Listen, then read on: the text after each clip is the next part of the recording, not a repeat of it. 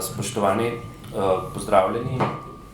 Pri zagovorniku načela enakosti smo meseca maja lansko leto Vladi Republike Slovenije izdali priporočilo, da pripravi in v zakonodajni postopek posreduje predlog zakona, v katerem bo celovito urejen položaj gluhoslepih ljudi. Zakon naj bi gluhoslepim omogočal polno uresničevanje pravice do rabe svojega jezika in drugih pravic na vseh področjih življenja.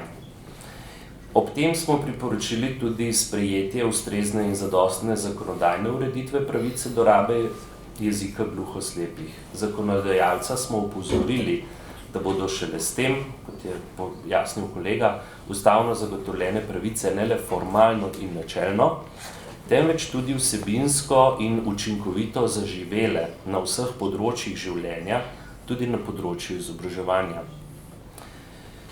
Zato je pomembno, da je po tem procesu, ki je pol leta potekal stran od oči javnosti, zakon o uporabi jezika gluhoslepih končno v javni razpravi. Namreč v koordinacijski skupini za ureditev statusa smo od junija lani aktivno sodelovali. In kot kompromis oktobra na tej skupini dosegli dogovor o ključnih izhodiščih, ki so ga sprejeli vsi deležniki, ki naj bi jih Ministrstvo za delo, družino in socialne zadeve upoštevalo pri pripravi končnega osnutka predloga zakona. Razumemo, da se je s tem zakonskim osnutkom najprej pristopilo k zagotovitvi pravice do rabe svojega jezika in komunikacije gluhoslepih. Ampak v prvem odzivu našem na ta osnutek smo ministrstvo opozorili tudi na potrebo po celovitem pregledu položaja gluhoslepih. Namreč trenutno ni jasno, ali je bilo to celovito opravljeno. Namreč kakšne so ugotovitve o tem in kako bo zagotovljeno, da bo zakonska ureditev celovito uredila položaj gluhoslepih v družbi. To pomeni, da bi imeli gluhoslepi poleg rabe svojega jezika dejansko zagotovljene tudi druge pravice na vseh področjih družbenega življenja. Opozorili smo tudi na potrebo po ukrepih za zgodnje celostne obravnave gluhoslepih otrok in ukrepih za strokovno podporo svojcem bližnjim gluhoslepih oseb. Ocenjujemo, da naša priporočila s tem osnutkom predloga, ki je sedaj pred nami, še niso upoštevana v celoti.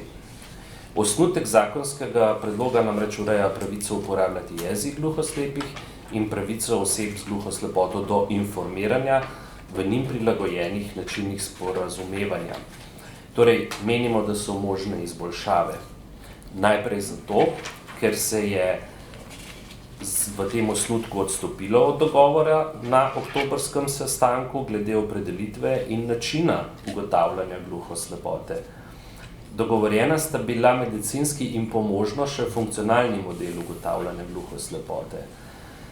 To je bilo namreč mišljeno kot morebiten korektiv, ko bi bilo ugotavljanje točnih medicinskih kriterijev povezane z nesorazmernimi težavami, tudi zaradi problema komunikacije. Namesto tega bi se sedaj po predlogu ministrstva oba kriterija uporabila hkrati in šele to bi omogočilo uživanje pravice do rabe svojega jezika. To po našem mnenju pomeni, da so kriteriji za to pravico še strožji kot sicer in gluhoslepoto se ugotavlja drugače kot pri priznavanju vseh drugih pravic. Druga težava so merila za opredelitev funkcionalne presoje gluhoslepote ter presoje upravičenosti do dodelitve pravic po tem zakonu. Menimo, da se preveč osredotoča na medicinsko izmero čutov in sposobnosti osebe, vid in sluh. Premalo jasno pa je kriterij za dodelitev pravic cilj in namen pravice.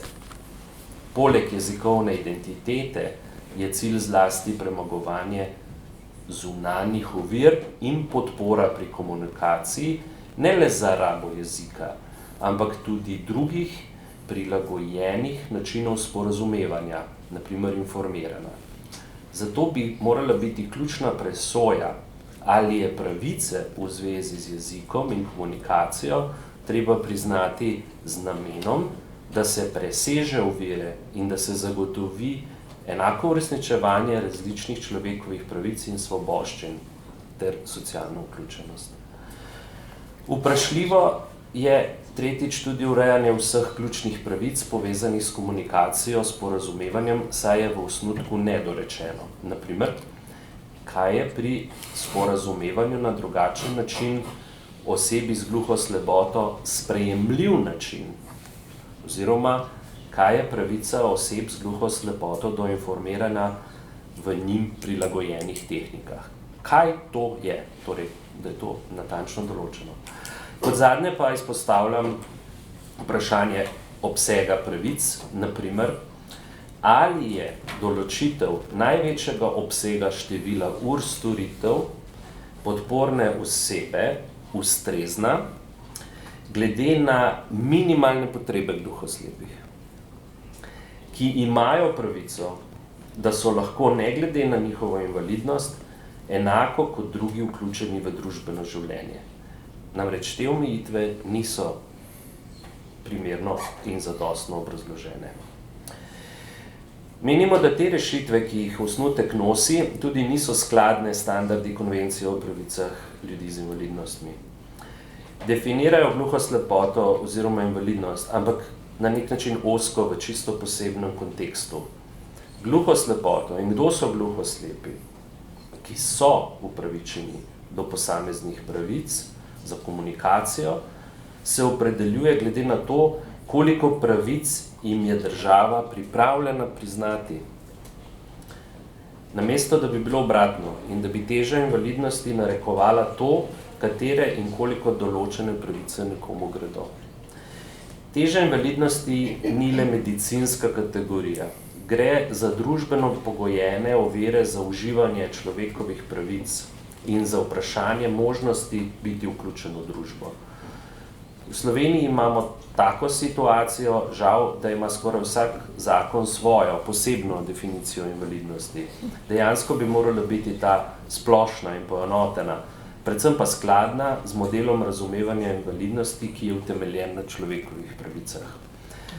Glavni pomislek, ki ga je Ministrstvo za delo, družino in socialne zadeve izražalo v zvezi z zakonom, je bila skrb za morebitne previsoke stroške za drugačne rešitve.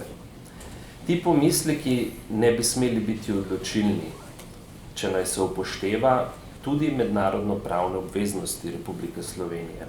Iz njih namreč izhaja, da finančni razlogi ne smejo biti ključni razlog za omejevanje socialnih in drugih pravic ljudem z določenimi osebnimi okoliščinami in da je treba za postopno polno uresničevanje pravic nameniti vse razpoložljive vire in prednostno varovati pravice skupin ljudi v najranljivejših položajih, kar gluho slepi so. Hvala lepa.